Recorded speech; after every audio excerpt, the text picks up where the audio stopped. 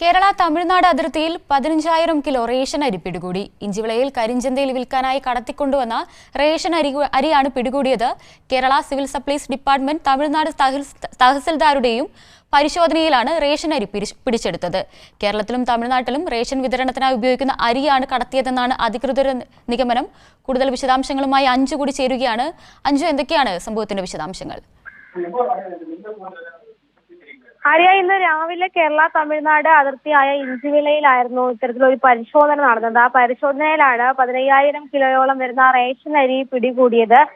ഈ പരിശോധനയിൽ Kerala civil supplies ഡിപ്പാർട്ട്മെന്റും അതുപോലെ തന്നെ തമിഴ്നാട് തഹസീൽദാരുടെ നേതൃത്വത്തിലായിരുന്നു സംയുക്തമായ ഒരു പരിശോധന നടത്തിയത്. ആ പരിശോധനയിലാണ് 15,000 കിലോയോളം റേഷൻ അരി കണ്ടെത്തിയത്. ഇത് രഹസ്യ വിവരത്തെ തുടർന്ന് നടത്തിയ ഒരു പരിശോധനയായിരുന്നു. പൂഴ്ത്തിവെപ്പിനൊക്കെ അടക്കം ഇത്തരത്തിൽ അരി കടത്തിക്കൊണ്ട് പോകുന്നു എന്നുള്ളൊരു വിവരം പോലീസിനും മറ്റ് ഡിപ്പാർട്ട്മെന്റുകൾക്കും ലഭിച്ചിരുന്നു. അതിനെ തുടർന്ന് നടത്തിയ അന്വേഷണത്തിലാണ് ഇത്തരത്തിൽ 15,000 കിലോ അരി ഈ ഒരു ഭാഗത്ത് നിന്ന് പിടിച്ചെടുത്തിരിക്കുന്നത്. എന്തായാലും രാവിലെ സംയുക്തമായ ഒരു പരിശോധന നടത്തിയതിലാണ് ഈ പൂഴ്ത്തിവെപ്പിനായി കരിഞ്ചന്തയിലൊക്കെ വിൽക്കാനൊക്കെ മറ്റുമായി കടത്തിക്കൊണ്ട് പോയ 15,000 കിലോ അരി പിടിച്ചെടുത്തത്. ആര്യ.